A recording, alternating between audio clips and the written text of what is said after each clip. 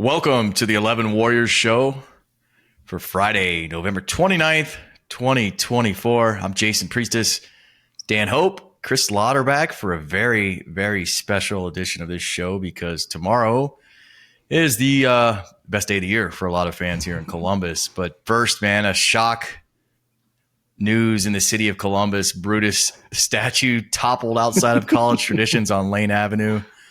These guys see the security footage they put out. This guy like beating that thing in the like. How drunk was this dude? Yeah. What? I hope he was really drunk. Because like, didn't he try to punch it one time and it bounced back up and headbutted him? And he took some licks from a statue. Like they don't move, at least as far as I know, right? Don't mess with Brutus. Yeah. 21-year-old Thomas Sugar identified as a suspect. They're going to try to put 2 felonies on the guy, which like.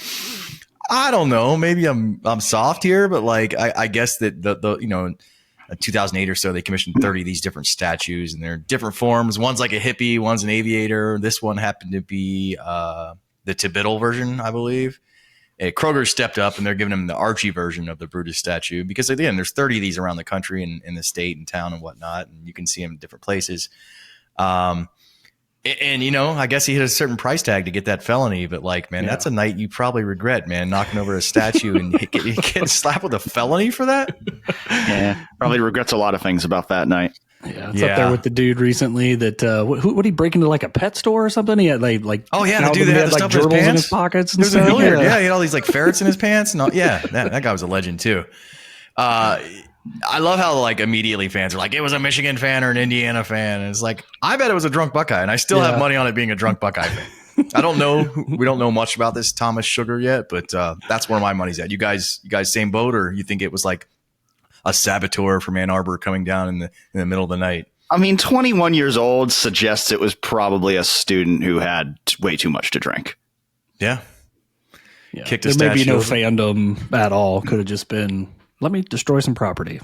3 a.m. too. Like he had a day. Like because that Indiana game was at noon. That's a stretch, buddy. That's a lot of. He's gonna have to sleep a little bit after a day like that. Huge show today. Got the game. What more is there to say?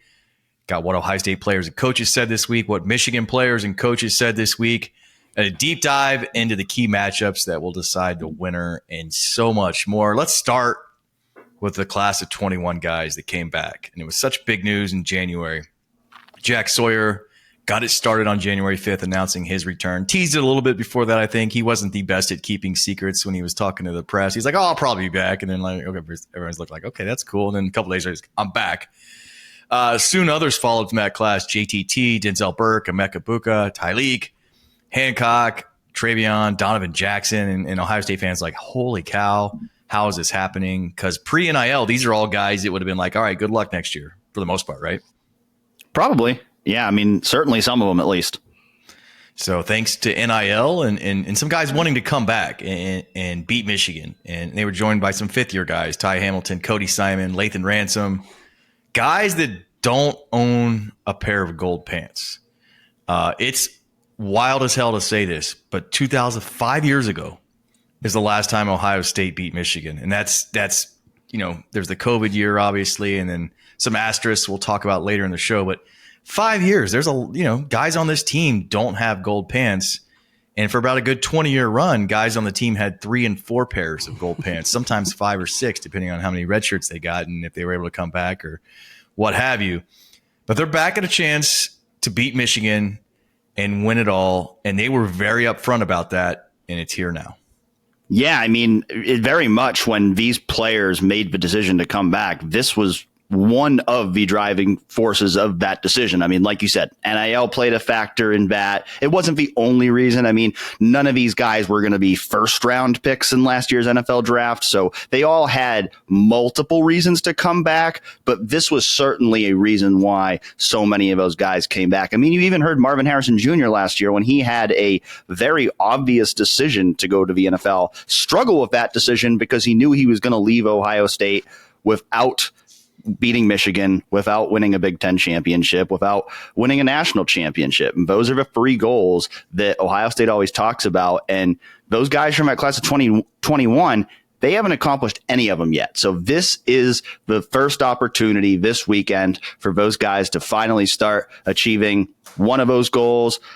Probably the most important of those goals, given what this rivalry means to Ohio State. And, I think the good thing for Ohio State with having all these guys is, no, they haven't beaten Michigan, but these guys all have a lot of experience in the game. And I think that's something that's going to be really valuable to this team on Saturday is they have a lot of guys who have played in this rivalry game a lot of times, and they understand what this game means, and they're not going to let their younger teammates look at Michigan's 6-5 record and take this game lightly. They're going to tell them about what the last 3 years have been like and how hard this game is, and make sure that everybody on that team is ready to go at noon on Saturday. Yeah, and then they're also getting it. Sorry, they're also getting it for at home, which I think is important, and they're also. It came back for a million different reasons, like you said, but one I think maybe we haven't mentioned yet is that I do think they want to win this for their coach. I think that a lot of them have talked about kind of the bad rap a little bit that Day's gotten, and Day's talked a little bit about what this 3-game losing streak is done to him, kind of thing. And I think that there's definitely a part here. Hell, you heard Will Howard talk about it. He's not even been part of the rivalry yet. That how much he wants to win it for Day. So I think these guys are definitely rallying around their head coach as well. Cool. Speaking of what those 3 years have meant, and these years have meant the 3 wins by Michigan, Day appeared on his weekly show, Game Time with Ryan Day, this week. And here's what he had to say. So that's why we got to have, that edge, and we will, because we know what's at stake. I mean, we've felt what it's like to not win this game, and it's bad. It's one of the worst things that's happened to me in my life, quite honestly. Other than losing my father and a few other things, like it's quite honestly for my family the worst thing that's happened. That's pretty deep, man. Like, and you can tell it was genuine. At least I believe it was genuine. It wasn't just saying that. Sometimes coaches will get up there and say things for different effect, but I believe that was genuine.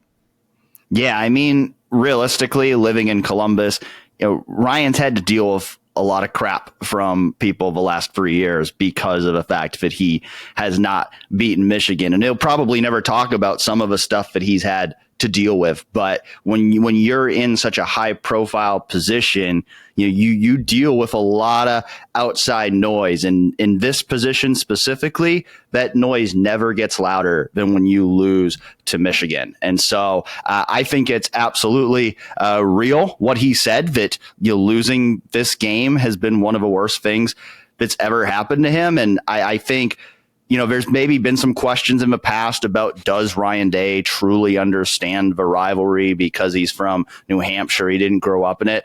I think the last 3 years have shown him how much that this rivalry means to the state of Ohio. And I think going into this year's game, there's no question that this game means as much to him as anybody, and he wants to win it as badly as anybody. And Chris, every player on Ohio State's side who spoke this week, pretty much unprompted, brought up their love of Day, what his family has been through, and how they want to win for him. And I thought, man, like, they're not saying that maybe in LSU. They're not probably saying that at some other places. Maybe Auburn, the players aren't saying that. They're saying that here. Yeah, well, they absolutely. I mean, he's the ultimate player's coach. He was the right coach at this day and age of college football for Ohio State. We talked about how great Urban was and the way Urban coached.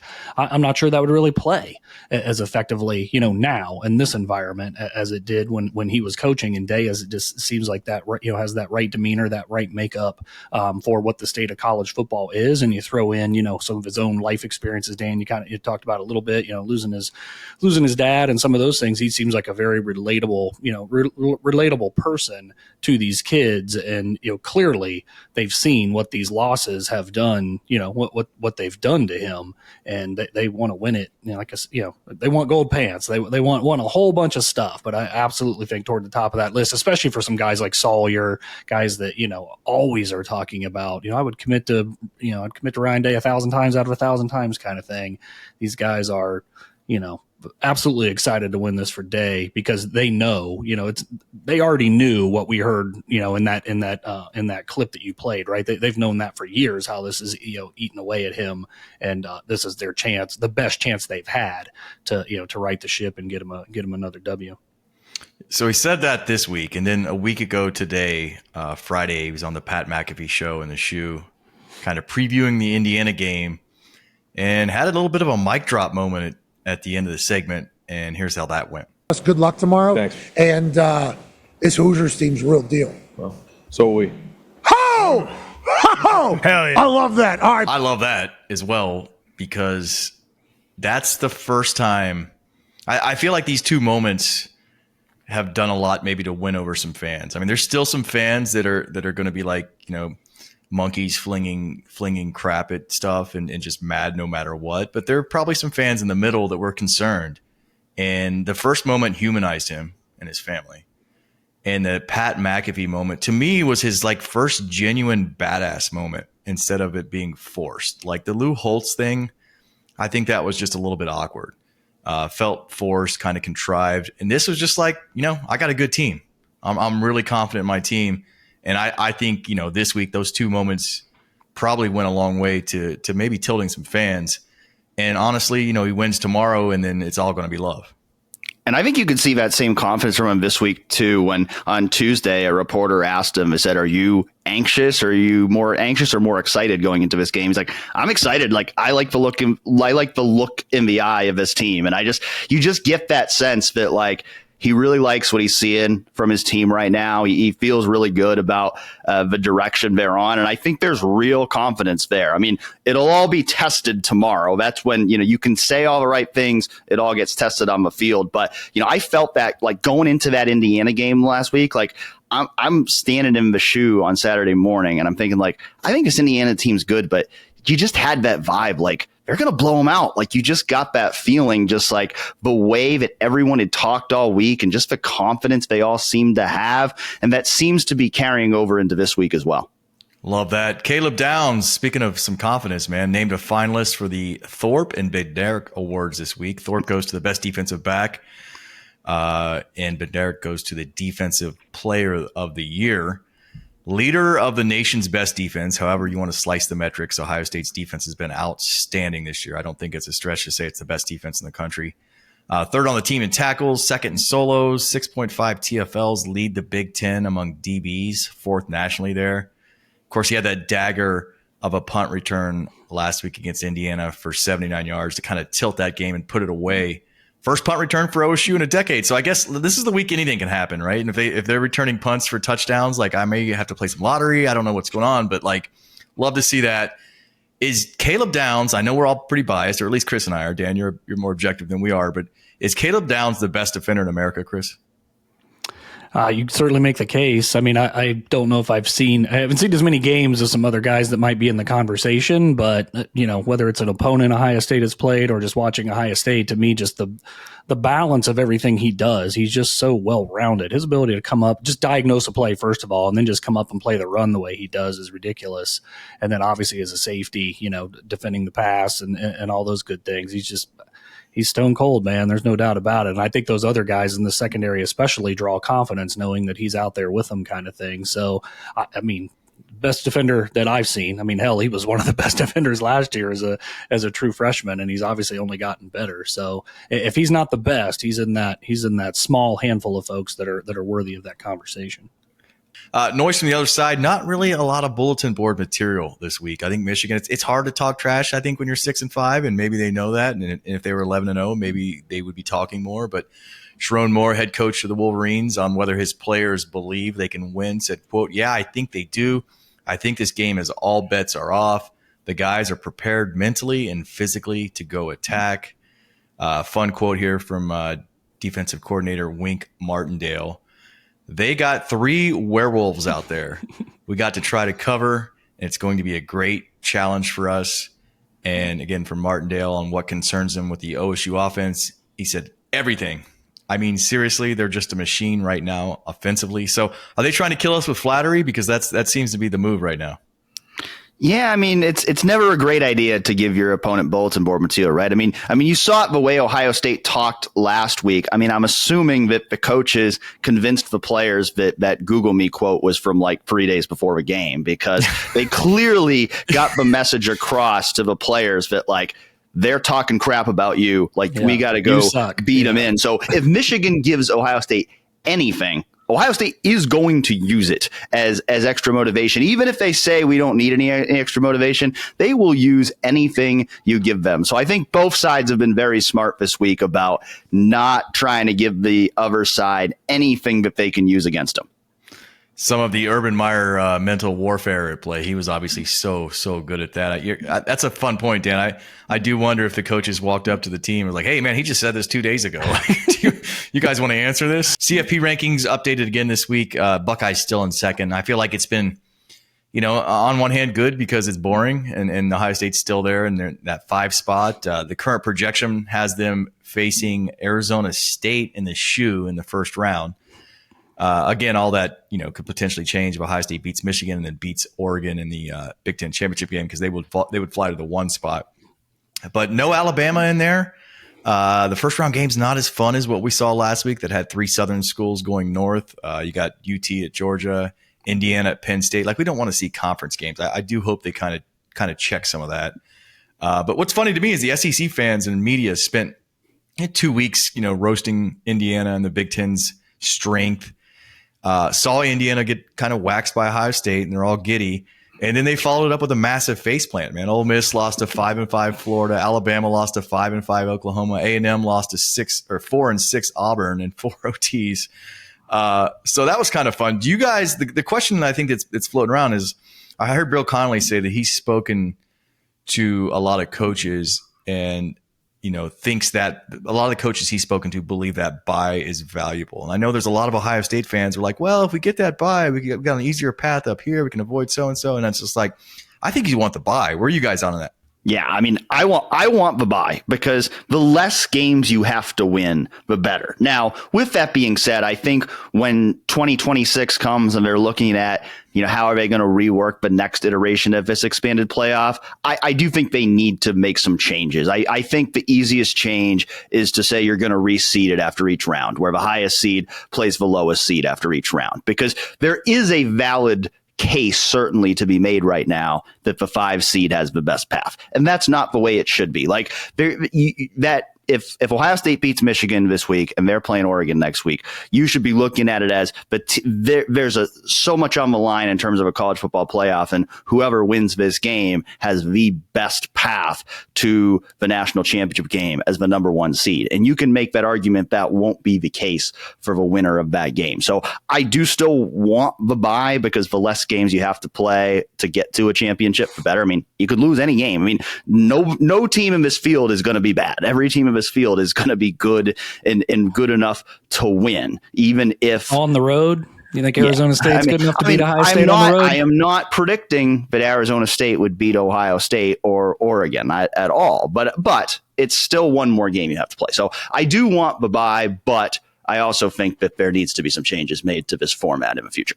And to that point, Dan, imagine you're Oregon, and hypothetically, you beat Ohio State in the Big Ten championship. You go 2-0 against a really good Ohio State team. You're undefeated. You're the 1 seed, and what do you get? The winner of Tennessee and Georgia in the quarterfinals. Right. It's ridiculous. Just like this conference championship stuff. I mean, it just shouldn't be that way. Who are the best teams, period? Like to your point, Dan, I mean, the Oregon-Ohio State game, if those are the 2 best teams right now and they play another, let's say they play another 31-30 type game and Ohio State loses, in real life, they should be able to probably be like the 3 seed or something. If you're really looking at trying to seed, the best teams, yeah, you can reseed in the second round, or you can try to get it right the first time kind of thing and reseed after the first round. I think you could do both of those things, but I don't know. I don't want Ohio State to lose to Oregon, assuming they beat Michigan tomorrow. Don't get me wrong, but the whole extra game thing, I hear what you're saying. Mathematically, it's a chance to lose, but I mean, Ohio State get injured. Is not lose. Yeah, could happen. There's also, you could maybe make an argument that some folks might buy is that, if you don't get a bye, you play December 20th or the 21st. If you don't, you're going to play 11 days later. So you're going to go, quite a while without playing a game as well. That's, maybe that's snake bit from, 06 or something, worrying about that. But again, you want Ohio State to win. I'm not saying that they don't, but the 5 seed should not be such a sweet consolation prize. Maybe some years it wouldn't, but I don't know. I still feel like number 12 in this. How many do you think 12 seed will win a playoff game in the first 5 years of how many years they keep it at 12 teams? I think they're going to get smoked probably every year. I think this is a unique year where the 5 seeds are really, really, really, really good team. It's not unique that the 12 is mid as hell, though. I feel like that's always it's not the unheard case. of for a number 12 to beat a number 5. And I don't know how unique it is, but the 5 will be really good because you're talking about like in this format, it's going to be either the second best team in the Big Ten or the second best team in the SEC. So I agree with Chris. I think both of those changes should be made, but I think there should be auto bids for the top 5 conference champs. Yeah, but you should get in. I think it should be, just like the NCAA tournament, there's auto bids, but there's no rule that the number 1 seed has to be a conference tournament winner. So I think in the future, it should just be 1 through 12 based on the rankings. You have those 5 auto bids, but the top 4 don't have to be conference champions. And I want to keep an eye on conference championship games too, because I think you're going to have competing forces. I think that they're already starting to feel like this vibe where like, do we need them? Are they beneficial to especially with the expanded playoff? And if it grows to 16, there'll be more. But the other side of that's like networks are giving us a lot of money to put these conference championship games on. So the 2 competing interests there, but something to keep an eye on. The 120th meeting between the 2 programs. Michigan enters at 6-5, 4-4 in the Big Ten. Number 2, Ohio State's 10-1, 7-1 in the Big. The greatest rivalry in sports. I know you guys might want to hit me with some Yankees Red Sox stuff, but I'm not going to have it. It's the Ohio State Michigan rivalry over anything. I don't care what European soccer has. I don't care what they do in Central Asia. This is the greatest rivalry in sport. Just the 12th time Michigan will enter the game with 5+ losses. Bucks are 9-2 in those previous 11 games. Noon kickoff at the Shoe. Line is at 21 right now for Ohio State. Opened at 20.5. So it has grown a little bit. High of 28. And that's just the actual readout. There's going to be a wind chill of around 20. Slight chance of precipitation, which in that case means flurries. I suppose that's better than rain. I'll take that instead of something like 35 in rain. But Sharon Moore, head coach of Michigan, 7-5 overall, 4-4 in his first season in the Big Ten. He did get an interim head coach win in 23. Guy was born and grew up in Derby, Kansas, just south of Wichita. Went 2 years at Butler County Community College, which is a JUCO school in Kansas, and then played 2 years at guard at Oklahoma. Fun fact, he was on that Bob Stoops team that lost the 07 Fiesta Bowl to Boise State on that Statue of Liberty play in overtime. I'm sure you guys remember that. It was like the first time that like a small team kind of rose up and beat a power. The proposal, right? Was that the proposal game? Yeah. They hit the Statue of Liberty. Then the guy got a wife out of it too. Heck of a night for him. GA and then tight end coach at Louisville, tight end and then associate head coach at Central Michigan. Tight ends at Michigan starting in 18 to 20. Then he was co-OC and offensive line coach at Michigan from 21 and 22. And that's when his unit and he won the Joe Moore Award for his offensive line 2 straight years. And hate to admit it, that was a pretty damn good offensive line for a couple of years. And then OC and offensive line coach at Michigan by himself in 23. Named head coach immediately after Harbaugh left. He kind of won the job, I guess, crying on TV and winning the games, running the ball 29 times against Penn State, doing what he did against Ohio State. But some other fun facts, man. In August, the NCAA sent Michigan notice of allegations. Moore is accused of level 2 violations for deleting 52 text messages with Connor Stallions in October 2023 on the same day the news broke of the sign stealing operation. That's curious. Wonder why those were deleted. The NCAA was able to recover them. He could face a show cause or suspension because he's technically a repeat offender thanks to COVID recruiting violations that he was a part of as well, and they were settled in April. Don't often see a guy get promoted to head coach with that kind of dark cloud hanging over him. But, Harbaugh had the quip about Day being born on third base. Maybe he was, but Day didn't crash the car. This guy's crashed the car. I mean, let's be real here. He inherited a 15-0 national championship team, and they're 6-5 this season. And they not only 6-5. That's not fair, though. For real? All the good players left and all the good coaches left. He inherited a 15-0 team. They weren't recruiting anyone during those years? You're acting like it's the same team coming back. Listen, if he's 9-3, I'm cutting you some slack with that. He's 6-5. They don't even look good. He doesn't even know what he's doing on the field. Look how many quarterbacks has he played this year. I'm giving him no slack. So, all right, I hear you, but I can't do it. I can't go that far. Ohio State trails the series 61-52 with 6 ties. Michigan's won 3 straight. Again, Bucks haven't won this game since 2019. Last year, Kyle McCord threw 2 interceptions in Ann Arbor and kind of cost the Ohio State team the game there. Bucks played a pretty good game. That was a really good Michigan team. Do you guys put an asterisk on all 3 of those games? Do you put an asterisk on 21 and 22 and say, hey, Connor was uncovered before 23 happened? What are your thoughts there? I mean, I don't know. I mean, I would put it less on last year's game than the 2 before, because Connor Stallions was already off the staff. Jim Harbaugh was not coaching in that game. Like, you had time to change your signals and whatnot in between the time this scandal all broke and the time you actually went and played the game. And so, I think it certainly does taint some of what Michigan accomplished in those years. But at the same time, you still got to go play the game. And I don't think that it should be used as an excuse for Ohio State not winning that game for years in a row. Chris, what about you?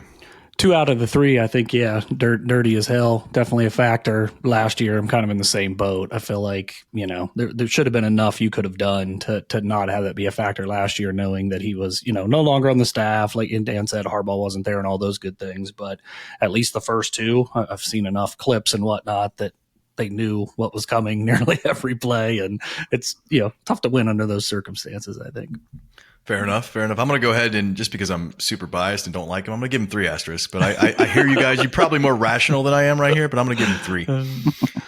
Michigan, how they got here. They were blown out at home by Texas in week 2. That was a 24-3 game at the half, final 31-12. Beat USC on the last play of the game, snuck by Minnesota by 3, benefiting from a bogus offside call on a Gophers onside kick. Such a bad call. The Big Ten came out and says, hey, we're changing how that is officiated. We have a different guy making that call on onside kicks now. Then they lost 4 of their next 5 to drop to 5-5. Losses at Washington, Illinois, at home to Oregon, at Indiana. And those are some decent teams, but fun to see. Bounced back last week with a 50-6 win at home over Northwestern. 6 offensive touchdowns, which is like a miracle for them. Highest point total of the season. Previous was 30 against Fresno State in the opener. But this is a team that's winless on the road. They've only won games at home. Not a good team. The line's 21 for a reason. And we're going to talk about their offense first. So going to get our hands a little dirty here because, it's just not that good of an offense. And I don't feel like that's just the typical Ohio State fan disrespecting Michigan. It's legitimately not that good of an offense. Objectively, not that good of an offense. Let's start with Davis Warren, the quarterback. He killed Northwestern last week. He's had a game here or there where he's looked serviceable at times, but killed him with dinks and dunks. 26 of 35 for 195 and 1-1 there. Northwestern's got a really, really bad pass D, so he kind of took advantage of that. And he likes his tight end, Colston Loveland, who's led Michigan in receiving in 8 out of 11 games. What's the latest? Do we know if he's going to play? No confirmation yet. It seems to be trending toward the direction of him playing, but nothing that's confirmed. It could be one of those things where we're watching warm-ups on Saturday to see what his status is. They're going to need him because you look at their receivers, and Jeremiah Smith and Emeka Egbuka alone at Ohio State each have more receptions than Michigan's top 3 receivers combined. Smith, Egbuka, and Carnell Tate have more receiving yards than Michigan's top 5 receivers combined. Like, Chris, think of the worst possible passing offense. This is them. I mean, even Iowa's like, dude, get it together. Yeah, and it's not just the quarterback. Like you said, they've cycled through, 3 quarterbacks and they're back to their starting guy, but it's not like he has a bunch of people to throw to. I mean, Loveland's a leading receiver by a long way, but it's no fear of what they can do. I think Warren's averaging about 5.87 yards per attempt. I was looking at the leaderboard today. That's well outside the top 100. You'd need to be 6.6 yards per attempt to be 100th in the country as a quarterback in yards per attempt, and he's sitting on 5.87, so he's almost a full, damn near a full yard behind 100th place. So he's bad, but it's also those guys games I've watched, they get no separation down the field. You're hoping Loveland's open and can do something after he catches it. seems like they put all the recruiting chips on like defensive tackles, defensive ends, and offensive linemen. They're like, we don't need receivers. We'll just run the ball. And speaking of the run game, man, that's the strength of this offense. And Michigan coaches have said as much, talking about physicality, and the team that wins the run game wins this game. And man, he got, Khalil Mullings having a hell of a season, and Donovan Edwards, the other back who 2 years ago claimed to revolutionize the running back position and hasn't done really a whole lot since then, but he's hurt Ohio State. So like I get salty just mentioning his name. Yeah, he's had a weird career where it's like you have games. I mean, you had the national championship game last year against Washington. I mean, there's games where he just like goes off and he looks like a star, but he's not been able to sustain that with any kind of consistency. So you really have no idea what you're going to get from one game to the next with him. Khalil Mullings has certainly been Michigan's more consistent running back, but I mean, there's no question Michigan's game plan in this game is going to have to be winning in the trenches, controlling the line of scrimmage, being able to move a ball on the ground. Because you said it. I mean, objectively, this is a terrible Michigan passing offense. It's been truthfully one of the worst in the country this year. So Michigan is going to have to be able to run the ball effectively to win this game. If Ohio State can consistently stop the run, the Buckeyes should be in a good spot in this game. Yeah, and it's nice that Ohio State's showing up with a really, really good run defense because, again, Edwards is going to scar me for the rest of my life based on what he did in the shoe a few years ago and some other things he's done. And they've got good offensive linemen. They're going to block well. They're going to play hard. Their coach is a former offensive lineman. He's going to key on the run. But if the Bucs, Chris, can stop that run game early and get a 10 or a 14-point lead, all of a sudden that sucks them out of what they want to do. Yeah, they're not built to come from behind. That is for sure. Davison Igbinosun, we got to talk about this dude. He'll be on the field. He had a little bit of a rough game against Indiana. A couple pass interference calls. I think he's got 11 on the season. And Ryan Day was asked about Iggy earlier this week and said, quote, "Nobody wants it to stop more than IGB. Penalties will be critical. Those are all the hidden yards. I love the effort, but we certainly can't have penalties that get us derailed in this game." And that's so true. Where are you guys on that? Do you think they've like worked on in the last 2 days? Hey, bro, you just got to turn your head around. Just got to turn your head around. Like, what do you think the conversations have been? I mean, you would hope they're working on it because it's been an issue like, week in and week out. So you would certainly hope they're working on it. I mean, the good thing is outside of those penalties, he's played well. Like you're not seeing him get burned a lot. It's just right. Like every time he's going to get beat, he grabs. And so, yeah. I think when I think about Davison Igbinosun, I think one of the biggest things I think is he should probably stay at Ohio State for his senior year, because if he goes to the NFL where pass interference is a spot foul, he's going to get picked on all the time. But, in the interim, I mean, it's certainly something that, he needs to get better at. I don't know how much it worries me in this game specifically, but when you think about potential Oregon matchup next week, potential college football playoff games to come, it's certainly something that teams are going to try to take advantage of if it continues to be a trend. Yeah, I think they got to continue to try to work in Matthews a little bit because it may not be, tomorrow that you've got to pull him out of the game again, but it could, again, happen down the road. I'm hoping to see a little bit more of Matthews tomorrow. I'm not giving up on Igbinosun, but most frustrating thing to me is that, one, it's ongoing, right? It's 13 penalties and, 11 games or whatever the hell it is, but he's generally been pretty solid in run support when stuff comes to his side. The Indiana game, though, there were two plays in particular, one on a third down on their scoring drive, just completely missed a play in space and had another missed tackle when normally he would at least be, pretty sure in that aspect of the game. But yeah, just knowing what may lie ahead for Ohio State, I'm hoping they continue. Matthews had his own problems, don't get me wrong at times, but I hope they continue to work in some depth here because I want to go as far as regression because it's kind of just been the same thing all year. Like you said, Dan, when he gets beat, it's never a big play because it'll just tackle the guy. So, but at some point it's, hey, wearing the gloves, all these things they're doing so far is not working. It probably won't matter tomorrow because Michigan's not really going to, take very many deep shots anyway, but it is becoming, I feel like it's become a thing. It's hard for me to stay mad at the guy though, because he'll come up with like a crazy play out of nowhere. Oh like yeah, well, I'm not Penn mad. State or something, and then like he's the only guy I know that will PI the hell out of some dude, get called for it and still be talking trash about how he, Yeah. I don't know what he's saying. Maybe he's bragging about his PI skills, but like, again, if these are one a game, and otherwise he's locking down the run and keeping things in front of him, I might be able to tolerate it. But you're right. When the competition gets harder, it's going to be a lot bigger of an issue. Talk about when the Bucs have the ball. Will Howard is playing spectacularly right now. I feel like he's got a ton of confidence. You can kind of see it when he's doing interviews now. He's much more, his personality's coming out. Guy's fresh off of going 22 of 26 for 201, 2 touchdowns against Indiana. Get this, man. His 3 games against top 5 foes this season, 78% for 709, 6 touchdowns, 2 interceptions. Had this really, really good quote this week on what it means for him to help win the game for the seniors. And Ryan Day said, quote, "I want this for them so bad. They've been here. I've seen it from a distance. I feel it, and I am part of it now, and I want this for me too. But I want this for those guys. I want it for Coach Day to shut up the haters. This rivalry game means everything. I'm honored to be a part of it. I won't take it lightly.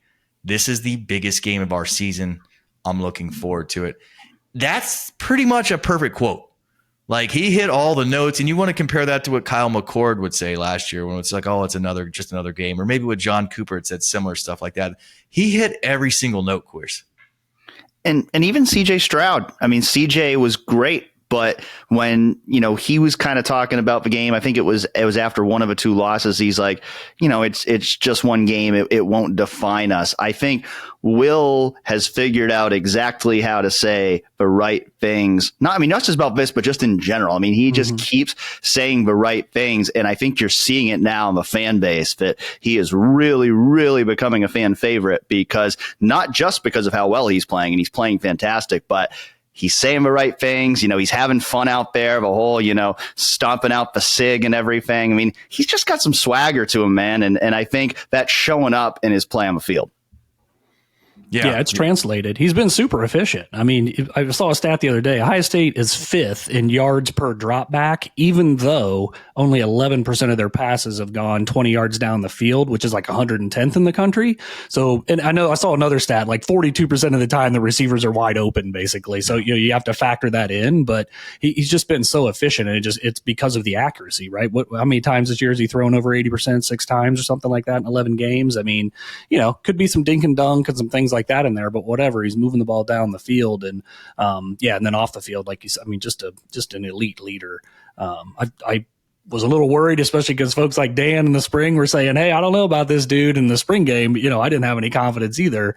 But man, he has just kind of been on kind of like the whole team. I feel like just been on a slow build, throughout the course of the season, continuing to get better and hopefully primed to peak at the right time here. Big battle in this one, Chris. Ohio State's offensive line against Michigan's defensive line. By far the strength of the Michigan team. We talked about the run game, which is decent, but the strength of this team is their defensive line. They got after, Curtis Rourke when they played him in Bloomington, to the same degree that Ohio State did. And Ohio State, is out their 2 best linemen for the season, is kind of got a makeshift interior offensive lineman. How do you see them holding up against Kenneth Grant, Mason Graham, Josiah Stewart, some of those guys on the Michigan defensive line that are really, really good?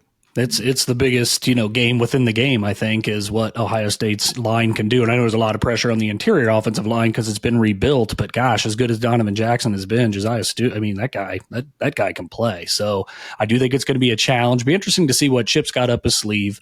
I'm sure there's some things we haven't seen that they'll have on Saturday.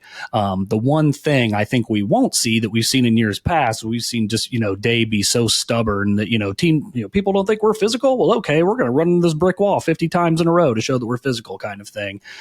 I'm kind of hoping and expecting that maybe we'll see a little bit more pass to set up the run instead of the other way around, knowing that Ohio State has a pretty significant advantage there. If it's not a super windy day, I'm not saying you don't run the ball, but you heard him talk in the press conference this week about everybody knows, like, if you win the rushing yards battle, you generally win this game. Back to 2007, what was the stat Matt dug up for us? 22-1, I think, is the record of the team that actually rushes for more yards.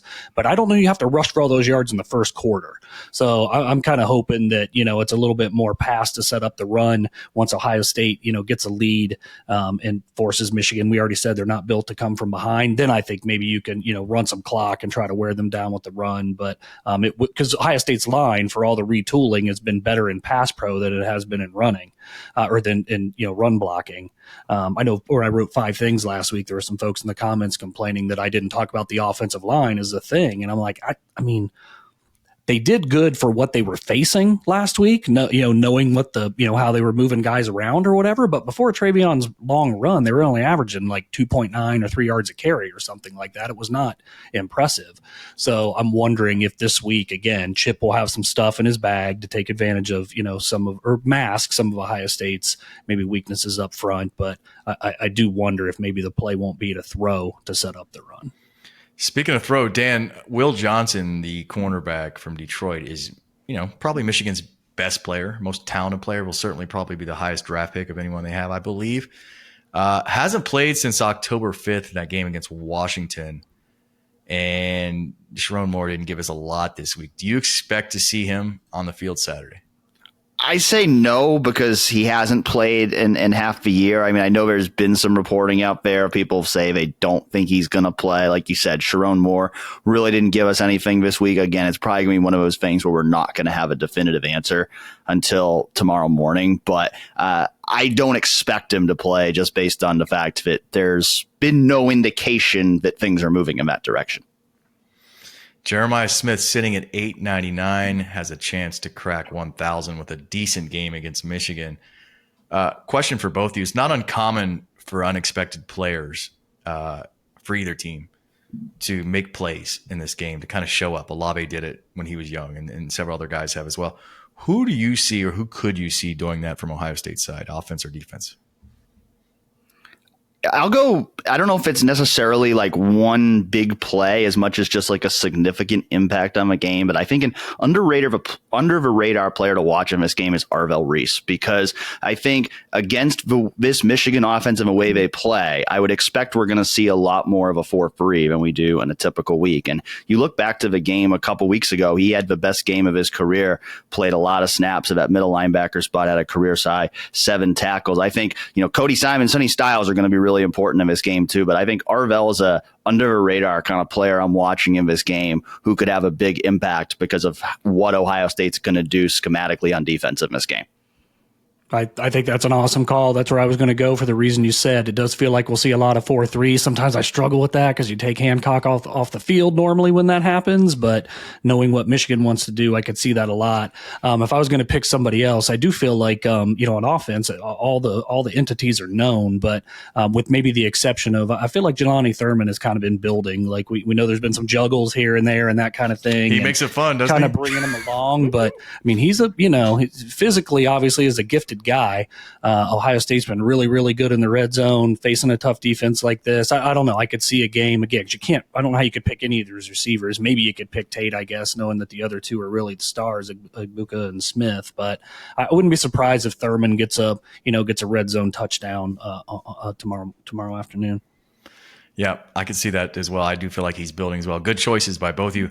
Special teams, man, they've got a kicker, man. Dominic Zvada is a real one. He's 15 of 16 on the season, 6 of 6 from 50 plus. I saw that and I was like, is that real? And I went back and looked. And I was like, yeah, it sure is. Like, to see that in college is insane. Reminds me of when we roasted Harbaugh for sleeping over at kickers' houses when he was recruiting. But, man, they've had good kickers for the last few years. And, like, in close games, you want a good kicker. So Ohio State should hope this game's not close because they have a leg there. Some intangibles, Moore's impulse to run the ball as a former offensive lineman. We talked about how he ran it 29 straight times at Penn State. He'll want to do that as often as he can. Ohio State needs to take that away from him. And then his bad decisions in clock skills. He's kind of been dinged for him this year. And that's kind of, I didn't touch on as much earlier on the third base comment, but like, dude's had a quarterback carousel that doesn't make any sense this year. The Indiana game, they're trying to get a stop to get the ball back at the end. He lets like 25 seconds tick off in a bizarre sequence. And then was asked post-game, like, why he did that. And his quote was just talking about conversation of what the play call was going to be, what we were going to do. Like, call timeout and have that conversation. What are you doing, dude? Like, he had 3 timeouts at the time. Do whatever you want, man. Don't call your timeouts. Make stupid decisions. But I'm not ready to crown the guy as some mastermind quite yet because Michigan fans are certainly, questioning his coaching abilities and some of the decisions he's making right now. Alumni of note, man, they've had some good ones. It's a good school. I hate to admit it. It's a very good academic school. Larry Page, co-founder, former CEO of Google and Alphabet. James Earl Jones, who I think we can all agree is probably the only grad we respect. Voice actor, the voice of Darth Vader. Madonna went there for 2 years on a dance scholarship. Thomas Knoll, the creator of Photoshop. Tom Monahan founded Domino's Pizza while a student at UM. That's kind of a hell of a move. Create a big-ass business as a student. Leo Burnett, man, the ad exec and legend from advertising world, came up with Tony the Tiger, the Marlboro Man. This guy came up with the Marlboro Man. That's hard to do because you're selling things that are killing people. You're like, look how cool it is. This guy will come visit you. United's Fly to Friendly Skies, Allstate's Good Hands slogan. He's very, very gifted. Arthur Miller, the playwright known for Death of a Salesman and some other mid-century works. Sid Meier, creator of the video game series Civilization, sold a ton of those games.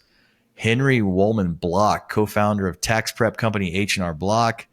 Edward Mead Johnson, one of the three brothers who founded Johnson & Johnson, which is like, why is it just Johnson & Johnson? Why isn't it Johnson & Johnson & Johnson? Some brother got screwed there, but they never know who it was because it's just last names. They could always say, it's the other guy. It's not you, it's the other guy. But the one we want to talk about, Ted Kaczynski. The Unabomber got his master's and PhD at Michigan, a mathematician and domestic terrorist. Don't often see that combination. Murdered 3, injured 23 between 1978 and 1995 in mail bombing campaign. Chris and I are a little older than you, Dan. We remember that and seeing it on the news and the sketches. And, oh, my God, this guy lived in a cabin in the woods. And instantly the first Michigan man to get famous for a manifesto. He wrote something called Industrial Society and Its Future. Rapid 5 time. You guys ready? 5 quick questions, 5 quick answers. Let's do it. And start with the first one. Who scores the first touchdown Saturday? Jeremiah Smith. I'll go Travion. I got Quinshawn. I mean, that's the beautiful thing about Ohio State. It could legitimately be like 7 different dudes. Right, we didn't name him Mecca or Carnell. It could be Jelani, right? Jelani Howard. Yeah, maybe Jelani's pumped here, and let's talk about him. Rando Traystat I saw this week, just real quick. I saw, what did I write down? 26.5% of his carries have gone for 10 yards this year, 26 out of 98. That's actually the best in the FBS. That's insane. I saw he was averaging 7.4 a pop. Like, it's such a two-headed monster because Quinshawn comes in and runs hard, and then Travion just comes in and splits seams. Next question, most hated Wolverine. Oh no, we've got a crisis. We have this question twice on our rapid 5. It's going to be a rapid 4 today. Okay, boys, who's your most hated Wolverine? And Dan, you can, since you're not a fan like we are, you can say who you think Ohio State fans hate the most. Well, in that case, it's got to be Desmond Howard, right? Good answer. Good answer. I think a lot of fans would agree with that. And then he's one who's come on in recent years. Like I can remember probably hating Tim Biaka-Patuka more. John Colazar, if you want to go back to the 80s. Yeah. Certainly Jim Harbaugh, both as a coach and a player, is pretty high up there. Chris, who you got? I have Harbaugh now. It used to be Desmond by a landslide, but Harbaugh's cheating ass. Yeah, Desmond didn't cheat. He's just a punk, and he's just a clown on TV. Do you think he'll pick him on Saturday? Too much. What's that? Think he'll pick the Wolverines? Oh, he's picking Michigan. Oh, yeah. Do you think he will? Desmond? Yeah. Like, I know he does crazy, but you can't, like, if he picks him this year, like, come on, bro. I bet you $100. I think he'll pick him. I'd love to see, like, people have started in capturing Columbus on that set. He's not picking Ohio State. You're probably right. People are starting to capture Saban's facial expressions. Yeah, right. Des makes a crazy ass pick, and Saban's like, "What? Like, you did what, dude?" Next question: it's does like Ohio State cover? Worse than Corso at like breaking the games down at this point? Right? Does Ohio State cover? I'm going just under the cover. I've got 34-14 Ohio State. Yeah, I've got it a push depending on the books. I've got 30-9. I got 30-6. I think they cover. Last one. What's your favorite Thanksgiving side dish? Got to go mashed potatoes. Andy and I did a whole thing on Real Pod Wednesdays where we built our ideal Thanksgiving plate, and I made the analogy. The mashed potatoes are like the offensive line of the plate. Like if you don't have a good offensive line, you probably aren't going to have a great football team. If you don't have good mashed potatoes, you don't have a complete Thanksgiving plate. I love it. I'm getting hungry thinking about it. Yeah, I'll go different. I'll go noodles just to be different. Noodles. My man. All right. I need them like on my mashed potatoes, and I can't really pick both of them. But yeah, I like my mom and stepdad whip up some homemade noodles that are pretty damn good.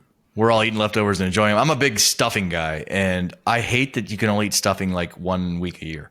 Like, why can't we have stuffing on the 4th of July? Like, can we normalize having stuffing in other, like, have you ever eaten stuffing in any other month besides November? It's true. Like, you only eat it at Thanksgiving. Like, mashed potatoes, turkey year round, green beans year round, no stuffing. That's a great take, though. Like, we should absolutely normalize stuffing. Like cookouts, bring some Chris, stuffing invite me to a cookout. Invite me to a cookout next time. I'm bringing stuffing. You're allowed, as long as it, like, people get fancy with their stuffing. I'm straight up, just give me some stovetop, man. You don't have to get fancy. My shit needs to come in a box, right? Come on. Yeah, exactly. That's how I like it. Let's hit this beautiful game up a little bit. 3 teams this week with a shot to join Oregon in Indianapolis. Ohio State, Penn State, Indiana, all 7-1, hoping to join 8-0 Oregon there. Ohio State beats Michigan. They're in. It's over. They've got the head-to-head over Penn State and Indiana. It's very simple. If Ohio State loses, boys, they're going to need a minor miracle, because they would need Indiana to lose at home to Purdue, and SP Plus gives that a 1% chance. I feel like even that's too high. I feel like it's honestly a 0% chance. That's a rivalry game. Indiana's a billion times better. I saw a stat today. Purdue has led for like 6 minutes the entire season. Worst number for that since 2009 Washington State. Like the worst number in 15 years in terms of leading in games. Like they are awful. So Bucks, you've got to win Saturday, because Indiana sure shit not losing at Purdue. Penn State would need to lose at home to Maryland. SP Plus gives that a 3% chance as well. If OSU somehow loses to Michigan, do you want them to get a chance to get into the Big Ten championship game? Like that means you're rooting for Indiana and Penn State to lose that day because they play after. Or do you just say, fine, let's get to the playoffs? I think you want them to get in. I mean, you want a chance to make up for it a week later rather than having that fester for 3 weeks, I guess it would be, since you'd be playing in the first round. I think that's true, but I refuse to entertain the question. Fair enough. And then look at the national scope, man. Like what a weekend we have coming up. And there aren't a lot of them. I don't want to like get ahead of myself and say that 90% of college football fans were saying expanded playoffs would diminish the regular season, but there were certainly some voices out there that said that. Reese Davis, Barrett Sally, lots of people that were, hey, it's going to diminish the regular season. These games, this is the best regular season in sports. It's not going to matter. And that's just been blown up because like maybe the stakes don't matter for every single game as much, but what expansion's done is made more games matter. And just look at this weekend. You've got, 9 games with that large implications going on this weekend. Cal SMU is an afterthought in the old days. Like this past weekend, we saw A&M Auburn. We were all watching that, and 5 years ago, it's like, who cares who wins that game? 7 games in the Big 12 alone with championship game implications, and they're all trying to get into the playoff as well. 3 top 15 teams lost last weekend in the SEC. Those are games that, these guys are probably, jostling for, a nice bowl, but not quite the CFP or the BCS in the old world. And you look at what's on the radar this weekend, not many with close lines in terms of some of these games we're all going to be watching, but some really interesting stories. What's a game that each of you guys kind of like and you're looking forward to? I mean, one that I think is very much in the vein of what you're saying about a game that suddenly matters, that would not have mattered at all in terms of CFP stakes a year ago, is South Carolina Clemson. I mean, if Clemson wins that game, it's got a real shot at getting into the college football playoff if it gets a little bit of chaos this weekend. And again, like Clemson would have been totally out of it under the old format, but now they've got a chance. It's not a guaranteed game that they can win and in, but it's a good top 15 matchup that has some real stakes attached to it. And so I think that's a good example of a game this weekend that is a really good matchup, a 2.5 point line matchup that actually matters, that would not have mattered in the past in terms of college ball playoff stakes. Yeah, well, so that's a noon game on ESPN. South Carolina's won 6 straight, man. Kind of left for dead when they were 2-3, but here they are, ranked 15th, going into Clemson for that one. Did you guys see Dabo reduced to begging for college game day visits earlier in the week? Did you guys catch that? One of the local press guys at his interview was like, "Hey, why isn't game day coming?" He's like, "I don't think they like me anymore." So this is what he's at. He also, did you see him say the other day that nobody's going to have more money than Clemson? And the guy's like, "Whoa, that's a complete 180, buddy. I hope players never get paid. It's like 3 years later, we're going to have the most money. I've got the biggest sacks of cash." Like, welcome to modern times. Chris, what's a game that you like? Yeah, I mean, there's a bunch of them this week to keep an eye on. One that maybe isn't on our board is I really want SMU to win. They're playing Cal just because, I want Miami and SMU to be, to firmly be in, just to potentially squeeze the SEC a little bit harder, because I know the committee, with some nudging from ESPN, is dying to get as many of these SEC teams in as they possibly can. So I'd love to see Auburn beat Bama, but really I want SMU to win so that they do not lose their spot. So yeah, I don't even know if the spread is in that one, but probably not much of a chance SMU loses. But I don't know. I'm all in, and let's just try to screw the SEC at this point. Watch out for the algorithm.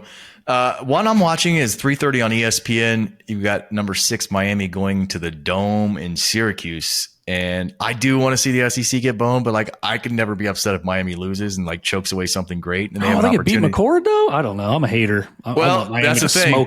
Can McCord get it done? And if he's he has to have the game of his life. He throws 5 picks again, they're going to get throttled. But if he comes out and has the game of his life, and if he doesn't come out and he throws a couple bad picks, then we were right, and moving on from him. I've certainly felt that all year. Right, but By the time that game starts, as long as Ohio State's celebrating with a pair of gold pants, Kyle McCord can throw for 600 yards, and Ohio State got it right. Yeah, absolutely. That game, Miami's favored by 11. All right, folks, it's time for our favorite part of the show, What's Your Price? We dive into the things we could do in real life for the right price. We're talking about the fun, harmless stuff that doesn't hurt anyone or break the law, like driving 10 miles an hour over the speed limit, or under the speed limit, I should say, for an entire year, or entering a professional slap contest. So what's your price? Here it is. And again, Dan, you're not the Ohio State fan that we are. You're a little more objective than we are, but imagine something that's synonymous with you. Maybe it's just a song you hate instead of this. But what's your price, Chris and Dan, to hear Hail to the Victors for the rest of your life is the only music you get to hear?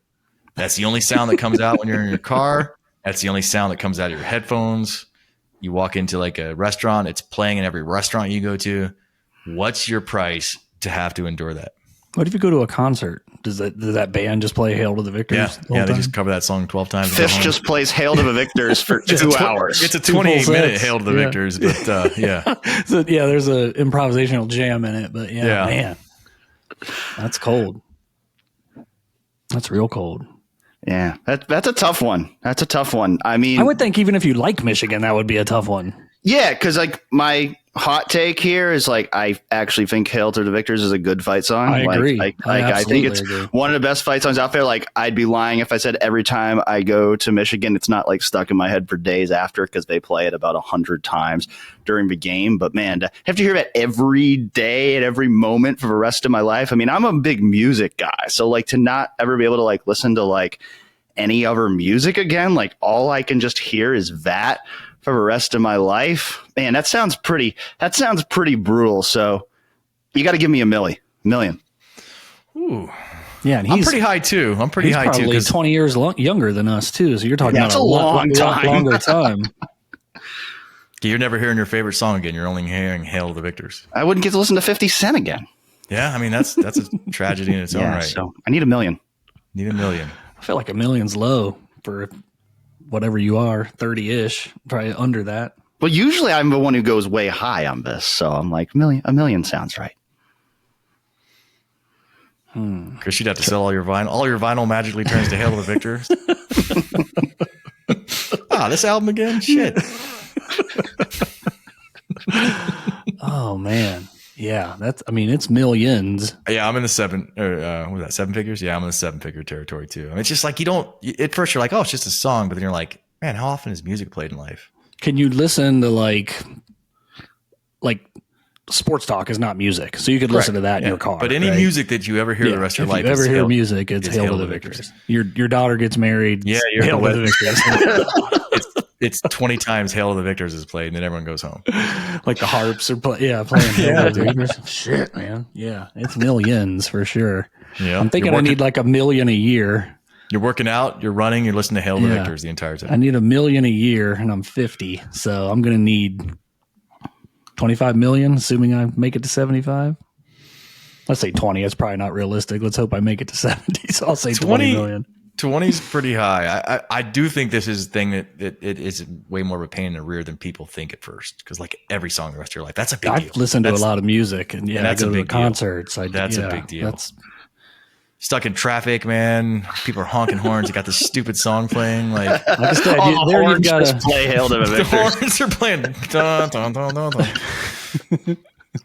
I think, I was going to say 20 is high, but I think I need 20 for that as well. It's a big deal. It's a big deal. It's one song I playing. think I went too low. I went too low. Heck, honestly, it could even be a song I love, and I still need money for it. I was going to say it could be Ohio State's fight song, and I'd probably need 10 million. Yeah. Yeah. And Hail to the Victors is a good fight, but yeah, I'm sticking. I'm no comfortable. matter $1 million how a year, I'm good the comfortable. song is, you're gonna get sick of it. Yeah. Mm-hmm. Yeah. 20. I'm sticking with my 20. I feel like that's the right number. 20 for you. Dan, you want to come up, or are you still at 1? Because I feel like we can get enough fans to crowdsource that if you're going to stay at 1. Yeah, I know. I know. I think now maybe I need to go up to like 10 million because Just need 1 million fans to give $1, and Dan has to listen. I mean, if Dave Portnoy and the Oracle guy can get 12 million together for Bryce Underwood, I mean, somebody can get this together for me if make me listen to Hail to the Victors for the rest of my life. So yeah, you just gave me another great question we should have used, and we'll use it next year or something. What's your price to have only Dave Portnoy give you sports news the rest of your life? Like he's got to call you. He's got to call you and tell you what happened. Oh no, that might be like 100 million. Because anything Ohio State's going to just be dunked on from coming out of his mouth. Yeah, we'll do that later. But so Chris, 20. I think I need about 20, 25. Maybe 10. 10. You can do some stuff. I'll go 10. You can set some things up, and because you're going to keep about 6.5 of that. Yeah. 6. These are tax free though. You're going to keep 10. So I think I can do 10. But oh my god, I'd be so mad. I'd probably I'd pay for some just noise canceling earphones that were super comfortable. I'd have like a $10 million pair of headphones I just wear all the time. Yeah. Yeah, you can't even roll into Target, right? I mean, you'd have to you'd have to have talk radio on your car the whole time. Yeah. Because you couldn't listen to music. At some point, you're just like, I want to go deaf. At some point, you're just not going to want to. That's where you are.